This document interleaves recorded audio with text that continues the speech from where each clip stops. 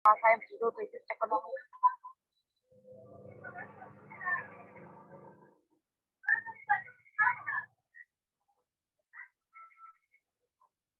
Pendahuluan, rumah tangga merupakan suatu ekonomi terkecil dan terpenting, mengingat semua kegiatan ekonomi berawal dari sana. Rumah tangga Indonesia yang mengalami dampak krisis ekonomi terdapat dua sisi secara bersamaan, yaitu kontraksi pendapatan dan keterbatasan ruang konsumsi. Kontraksi pendapatan terjadi karena adanya pemutusan hubungan kerja atau PHK, pengurangan gaji, dan penurunan laba usaha. Sementara keterbatasan ruang konsumsi diantaranya karena adanya pembatasan mobilitas masyarakat. Penyebab krisis ekonomi dalam rumah tangga. Dilansir dari detik.com, penyebab krisis ekonomi diawali oleh penurunan belanja dari pemerintah. Lalu jumlah pengangguran melebihi 50% dari jumlah tenaga kerja. Selain itu, adanya kenaikan harga pokok yang semakin meroket, penurunan konsumsi yang rendah, penurunan nilai tukar yang tidak terkontrol, dan penurunan pertumbuhan ekonomi yang drastis. Akibat krisis rumah tangga, dampak dari krisis ekonomi terhadap rumah tangga, yaitu yang pertama, pemutusan hubungan kerja atau PHK, yang kedua, jumlah pengangguran akan semakin naik, yang ketiga, meningkatnya angka kemiskinan, yang keempat, masyarakat kesulitan dalam memenuhi kehidupan rumah tangga. Solusi untuk menghadapi krisis ekonomi rumah tangga. Agar kehidupan ekonomi dalam rumah tangga tidak terkena dampak, maka ada beberapa hal yang perlu diperhatikan. Mempersiapkan keuangan, mengurangi biaya pengeluaran, mengurangi utang, diversifikasi aset, memiliki pendapatan tambahan, periksa cakupan asuransi, mempersiapkan stok bahan pangan, mendekatkan diri dengan keluarga dan orang-orang yang dicintai. Kesimpulan, krisis ekonomi sangat berdampak dalam kehidupan rumah tangga. Salah satu dampaknya yaitu pengangguran. Untuk itu, dalam mengatasi krisis ekonomi perlu mendapatkan solusi-solusi yang ada. Solusi yang dapat diterapkan dalam lingkungan rumah tangga yaitu mendekatkan diri kepada orang-orang yang disayangi dan menjaga keharmonisan dalam hubungan keluarga. Terima kasih. Oke, baik Ibu Marlianti. Di PowerPoint-nya memang begitu singkat ya. Saya berharap di Word-nya tidak sesingkat itu ya, lebih lengkap ya. Karena pembahasan tentang krisis ekonomi dalam rumah tangga itu banyak faktor, banyak penyebab dan juga akibatnya ya. Ya, itu harus pembahasan yang lebih luas ya. Mungkin tadi ringkasannya saja itu. Saya belum melihat yang dikirim secara jurnal ya. PowerPoint ya tadi singkat, padat. Ya, silakan jika ada yang mau menambahkan, mau bertanya ya tentang krisis ekonomi rumah tangga. Siapa yang pernah mengalami itu? Ya, tentu banyak orang Kristen yang sering mengalami itu ya, krisis ekonomi rumah tangga. Wah, ya. Hosiana, silakan Hosiana. Shalom, selamat sore. Terima kasih untuk kesempatan yang diberikan. Saya mau bertanya kepada Ibu Marlianti, karena ini kan krisis ekonomi di dalam rumah tangga. Pertanyaan saya sebagai konselor atau sebagai orang yang mengkonseling, tindakan yang dilakukan apakah hanya sekedar mengkonseling supaya tetap sabar, atau ada tindakan juga menolong, memberikan uang, dan sebagainya?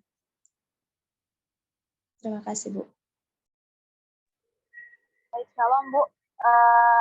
Tindakan yang dilakukan untuk menolong mungkin ketika konselornya ini memiliki kemampuan bisa menolong dan membantu dalam memberikan modal agar ketika seseorang mengalami krisis ekonomi bisa menggunakan uang ini untuk modal dan ketika udah mendapat keuntungan bisa dikembalikan. Namun ketika konselor ini tidak memiliki materi yang cukup, yaitu bisa memberikan masukan agar terus mengandalkan Tuhan di dalam segala persoalan yang dialami, seperti yang terjadi krisis kebakaran di masa pemerintahan Yusuf, yang Yusuf terus sebagai pemerintahan di Mesir tetap mengandalkan Tuhan. Nah, kita sebagai orang Kristen harus tetap mengandalkan Tuhan di dalam segala persoalan kita, di dalam segala pergumulan kita. karena kita percaya Tuhan tidak akan membiarkan umatnya, Tuhan tidak akan membiarkan kita sampai tergeletak seperti itu, Bu.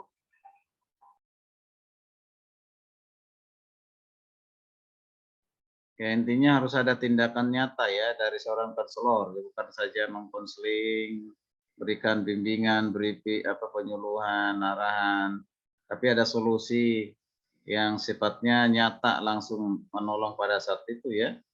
Kalau misalnya orang yang seperti itu kan ya kemana ya, kalau dibilang krisis ekonomi berarti kan itu kekurangan dalam segala hal ya, kekurangan terutama kebutuhan yang sifatnya primer. Dia harus makan, dia harus minum, dia harus sehat, tapi karena keuangan yang tidak cukup, yang tidak memadai, sehingga banyak hal-hal yang berkurang dalam rumah tangga itu ya. Tadinya beli vitamin, sekarang nggak ada lagi beli vitamin. Tadinya makannya bisa lebih teratur. Namanya krisis ekonomi. Ya, ini harus kita pahami ya, krisis loh ya. Ya, krisis itu tidak mudah untuk diterima. Ya, coba teman-teman yang mungkin bisa menambahkan dulu itu, apa yang harus kita lakukan sebagai konselor Kristen? Ya, Pak saya sedikit berbagi pengalaman, Pak. Ibu Hasibuan Marlianti. Nah, krisis ekonomi ini juga dialami oleh keluarga kami itu pada tahun 2008 pada saat krisis moneter, Pak, ya, terjadi PHK, dan bapak saya itu mengalami PHK seperti itu, Pak. Di tahun 2008 pengurangan karyawan di perusahaannya. Pada saat itu bapak saya hanya kegiatannya pergi kerja, pulang kerja dari pagi sampai sore. Jadi tidak ada kegiatan-kegiatan lain yang dilakukan. Sehingga pada saat terjadinya PHK, bapak saya juga mengalami krisis, yaitu krisis sampai dia mengalami stroke ringan dan sampai bertahan 2 atau 3 tahun. Akhirnya tidak mampu bertahan dengan penyakitnya dan akhirnya meninggal. Jadi krisis ekonomi ini juga kami alami, dan puji Tuhan 10 tahun mama saya bertahan bisa untuk menghidupi kami anak-anaknya itu dengan melakukan berbagai hal. Ya kalau dipikir-pikir untuk misalnya makan sangat sulit, Pak, ya, apalagi di daerah Dumai ini. Namun kami tetap mengandalkan Tuhan dan juga tetap melakukan hal-hal yang bisa kami lakukan untuk mencari pendapatan setiap harinya. Seperti itu, Pak.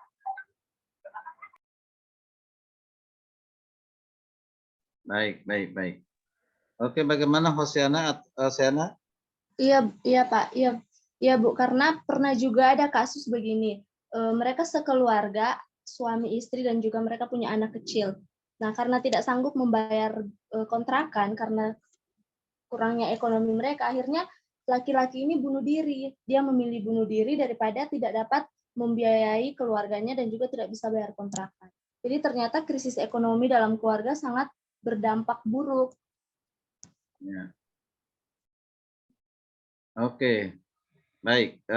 Pak siapa? Bertanya siapa ini? Christian Bella, silakan.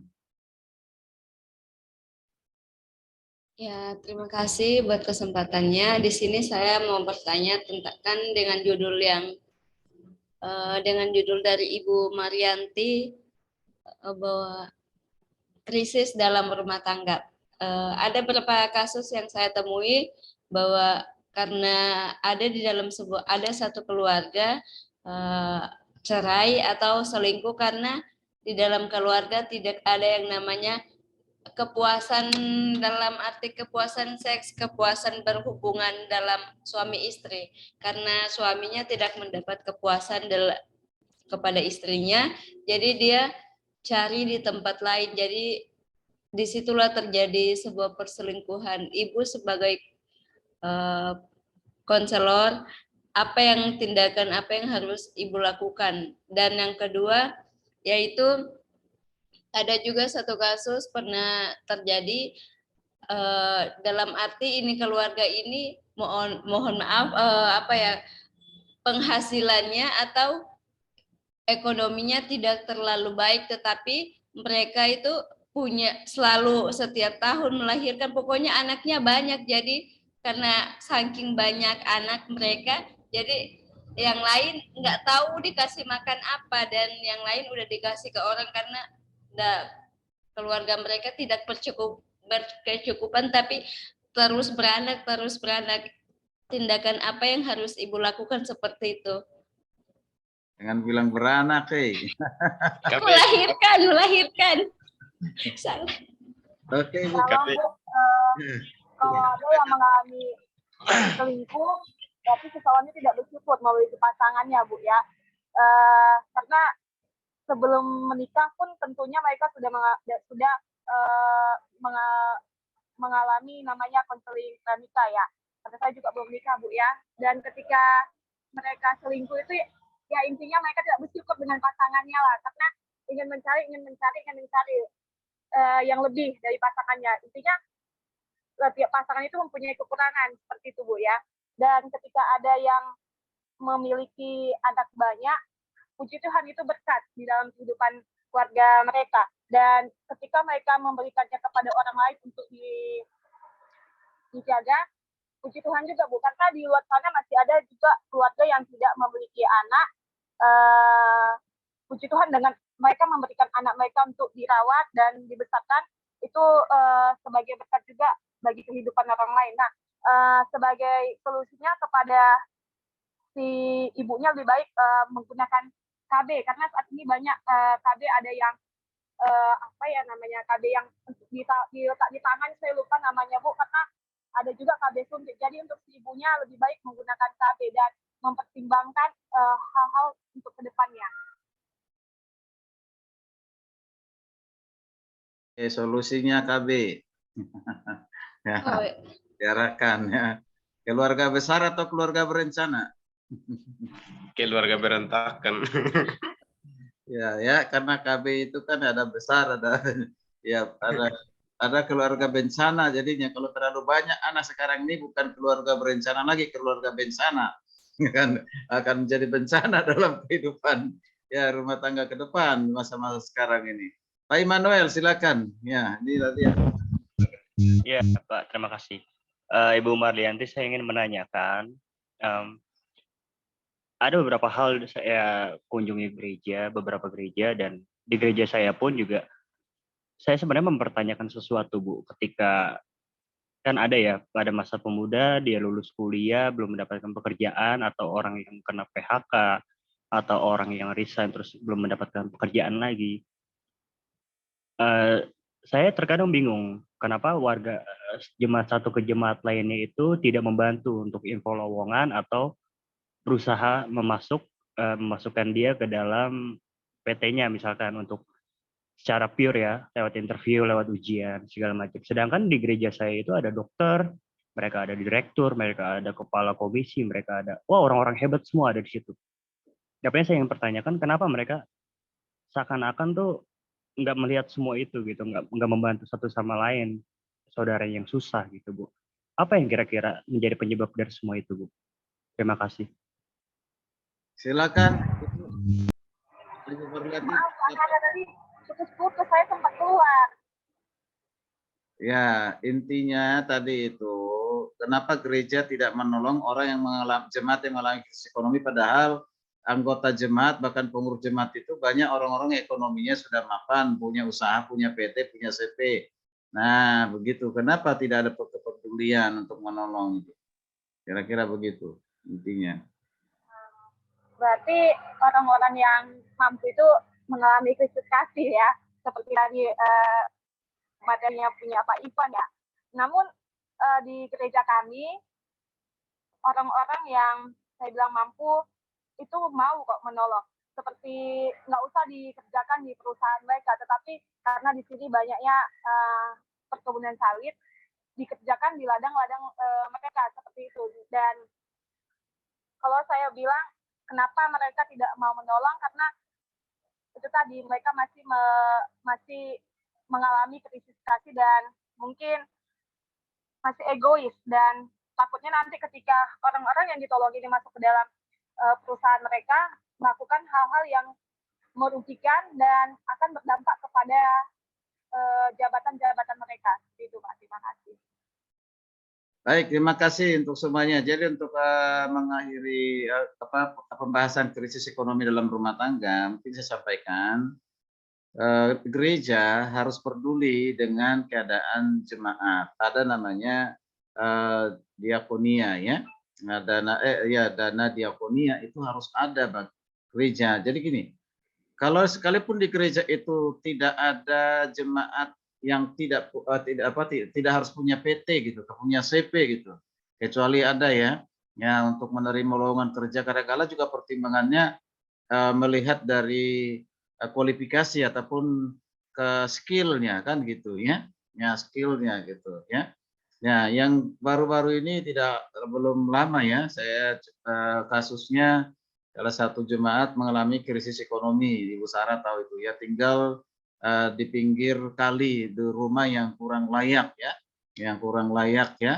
Nah, sebelum pengunjungan itu jauh sebelumnya itu sudah mengalami namanya krisis ekonomi, keterbatasan dalam hal keuangan, keterbatasan untuk pangan dan yang lain sebagainya. Dan dia punya anak gitu, dan anaknya akhirnya korban tidak bisa disekolahkan dan tidak sekolah. Saya bilang untuk mengurangi biaya, untuk mengurangi persoalan ibu ini, masalah ibu ini, bagaimana Bu kalau anaknya, salah satu anaknya dititip di panti asuhan Kristen, karena di sana dia dididik, dibina, dan juga kerohaniannya juga perhatikan, makannya juga diperhatikan.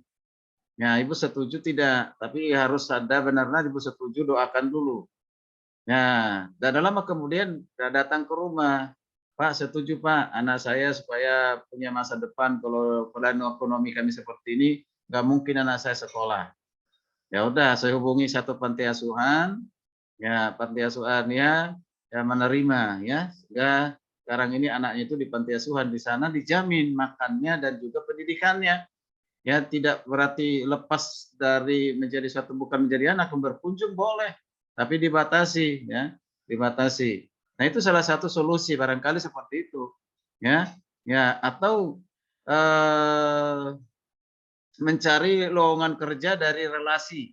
Maka di Warta Jemaat itu dulu ya, zaman-zaman dulu itu sebelum Covid itu ada yang membuka lowongan, kita tahu lowongan itu ya, kita kenal orangnya, kita buat di Warta Jemaat, ada penerima lowongan untuk pekerjaan bagi jemaat kan gitu. Saya pikir itu salah satu hal yang nyata, yang real bisa kita lakukan untuk menolong ekonomi jemaat. Udah saatnya lah gereja membantu meningkatkan ataupun memberdayakan ekonomi jemaat ya. Ya, kita peduli hal itu. Itu bagian dari bukti kasih kita kepada jemaat itu ya. Ya, itu harus kita lakukan. Langkah-langkah yang dari hal yang sangat kecil bisa kita lakukan. Atau memanfaatkan relasi. Ya, relasi yang kita miliki untuk menolong anggota jemaat. Kenapa? Kalau udah ekonomi seperti itu, datang ke gereja pun nggak mau. Kenapa? Ya, pakaiannya hanya itu saja, bisa dia rasa malu. Atau tidak ada persembahannya sehingga dia nggak datang. Kan? Dia nggak datang. Waduh, nanti kalau persembahan malu kalau nggak berikan persembahan. Nggak ada uangnya sama sekali. Jangankan persembahan, ongkos untuk datang aja susah. Untuk datang aja harus dijemput. Nah, itulah pelayanan. Itulah gambaran pelayanan. Mampu nggak kita sebagai pelayan atau gembala sidang untuk melayani hal-hal seperti itu? Kalau kita mampu, itu mulia. Ya, bagaimana kita menolong yang hina menurut dunia ini, standar dunia ini, menjadi mulia ketika kita menolong mulai dari hal yang sangat sederhana. Jadi bukan hanya dengan perkataan kita. Mungkin orang yang menolong itu kita tidak akan mendapatkan apa-apa dari dia. Ya, tidak memperoleh satu balasan dari dia. Bahkan mungkin lebih orangnya malah justru lebih berharap terus pada pemberian. Nah, tentu kita harus belajar untuk mendisiplin, tidak boleh berharap terus, kecuali dia sudah mapan. Selama dia belum mampu, selama dia belum bisa ekonominya, ya kita terus berikan perhatian begitu. Ya, baik. Terima kasih untuk Ibu Ibu Marlianti ya. Ya, terima kasih, Tuhan berkati. Kita batasi sampai di sini. Tadi ada siapa yang tadi angkat tangan tadi, Bu? Ada Ibu Rosalia ya, bukan? Tadi ada angkat tangan. Oh, bukan ya? Oke, baiklah kalau begitu. Cukup sampai di sini. Kita lanjutkan dengan yang lainnya. Silakan Hermanus, yang ada pada Hermanus, silakan. Ibu Rosalia. Ibu Rosalia, silakan.